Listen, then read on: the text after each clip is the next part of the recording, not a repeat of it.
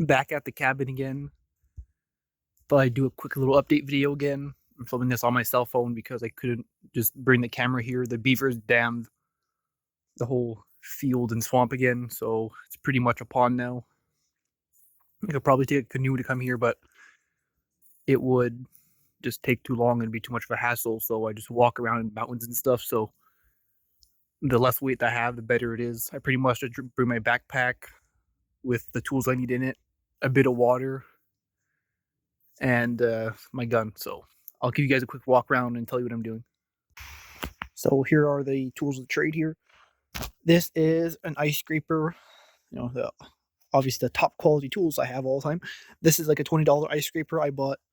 I think it was at Home Depot for like $25, $30, I think it was, in like early spring, because I think they had like $5 off of them or something, so I just bought one. I knew that I might take the bark off. I was talking to people at that point. You can see, I don't know if it'll focus here, but see all the edge and everything is just absolutely just nicked. But I'm sharpening it as I go, and it's actually pretty good.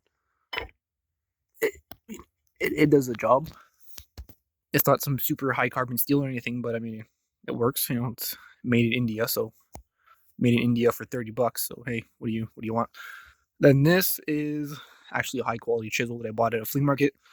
This is like a forged out chisel. It's a 1-inch chisel. I use this thing. I sharpened it at home, so it's pretty much a razor blade. And I just use it to get in between the logs, or just get the hard to get stuff out. It's a lot sharper than this thing here. So yeah, and the axe, if there's knots and stuff, and I barely use this thing. Yeah, I'll give you guys a quick look inside also. Not much changed, but I got even a fire running. I'm trying to burn all the old scrap and debris that I have from my old shelter. I'll keep some of this for firewood. Here you go, that's a tin for the roof. I have to bring that back probably next winter or something, when there's snow and I could walk right across. That's some 1x3s that I thought I was going to use, but I didn't end up using. Here's a good view here, good lay of land, I guess you could say.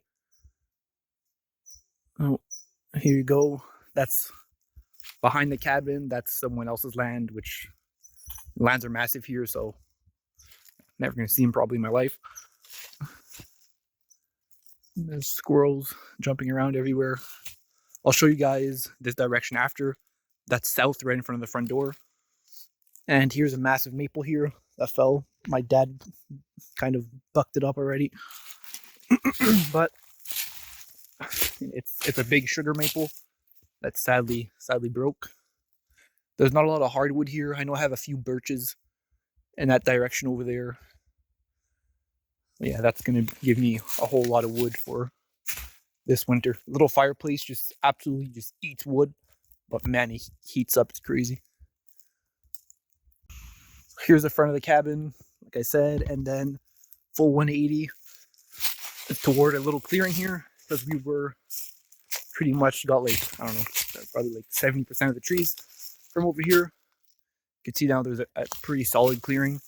I'd like to pretty much clean this whole place up and pretty much be like a front yard. I'll keep all the little saplings in there, all the little pine saplings, and I'll put a deer feeder, and I'm sure stuff is just gonna come running here. Probably like raccoons, deers, and depending when I put, probably a bear. The bear feeding spot isn't too far from here, but there are the birches, like I mentioned before. You can see here the wood is just, it's never been logged or anything, so it's a pretty, that's an absolute mess there, because we were throwing the stuff there, all the dead branches and stuff. But just like your standard pine, it's like 100-something feet tall. The wood is just old, and some of them is rotten. Like there's a few trees over there. Zoom in here on those ones. Those are really tall, but also very rotten. So I'll cut those up, burn them up right away. I'm just cleaning up day by day as I'm here. I'll probably stay here now for another 3 days, maybe another 4 days, and then I'll head back home. So I'm trying to get as much done as I can. I would really like to really just skin the logs as much as possible. I'll probably get outside done, inside, not sure. I'm not staying here all day and just doing that. I'm doing like 2-3 logs, going for a walk, coming back, having a good time with it, trying to not burn myself out here. But yeah, it's also, a decent day. I think it's about, if I'm lucky, 10 degrees, maybe like 5 to 10 degrees. So yeah, I'm gonna keep going at it here. Also, if anybody was wondering what the sign was, I made it at home, an old piece of wood, old piece of pine. It is. I riveted some furniture tacks in it. Well, they're not rivets, they're furniture tacks. And I burnt all this in. That's just an old forge chain that I got out of an old barn. But yeah, so if anybody was wondering, I made the sign. So here's what an easy log looks like. See, this big one is still super wet, super green, so even with my super great tool, it's still pretty easy to just take strips of bark right off. The one you just saw underneath really was pretty much just an old dry one. So the bark is really stuck onto there until the tree pretty much just rejects it itself, just lets go. So yeah, this one's going pretty well. It's a pretty rough day. It's 2:30 about right now. So hopefully I'll finish this, hopefully by like 4 o'clock, and then go eat a little something, and maybe tomorrow do the other side. There's where I'm stopping now for today at least. Probably go ride around, on the ATV and have a good time. Or I'll probably come back tonight or tomorrow. Doesn't really matter. But yeah, I need to bring back the drill and probably a chainsaw to cut off the big knots and the little like inch of limbs that are still left on the logs. My original intention was to leave the bark on, but obviously that failed. So yeah, do a quick little walk around again.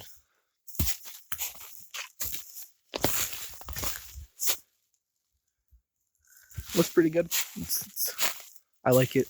Obviously, I don't know if I'll put maybe caulking on the outside like I did on the inside, or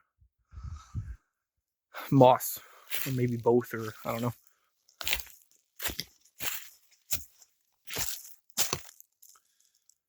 It was a pretty productive day. Tomorrow I'll probably do the wall and a half that's left. Hopefully it's gonna go well. I don't think I'll touch the inside so far for the time I'm here. Back at the cabin now. It's the next day, and I'm trying to fit up to the front here. I took my little sign off, got all my tools ready. Been here for a little while now, but I'm just getting a little bit of firewood and stuff. I still have the top to do with the little chisel, and then these logs. Hopefully, I don't know if I'll be able to do the top one, but I'll maybe give it a go. I'll see how it goes. And that side one there, the 2 little ones beside the door, and the long one there at the bottom. After that, the front's going to be done. It's really windy outside today, and it's really cold. And after that, I'm going to have to tackle this side. Should be decent. Doesn't look like there's that many limbs or anything sticking out except for that middle log right there. But I'll see how it goes. I was doing work on the front of the cabin, still peeling the logs. I'm trying to do the top one with just the little 1-inch wood chisel that I have, just because it goes really well and it's high up, and I made myself a makeshift ladder. But like always, there's always something that comes up. And outside now, it's hailing pretty bad. You can probably hear it as I'm talking on the tin roof. It's a mix of hail and snow. So, I fired up the stove, giving it a bit more to eat here. And I'll just wait for it to pass, and I'll head back outside and I'll show you guys the progress that I did.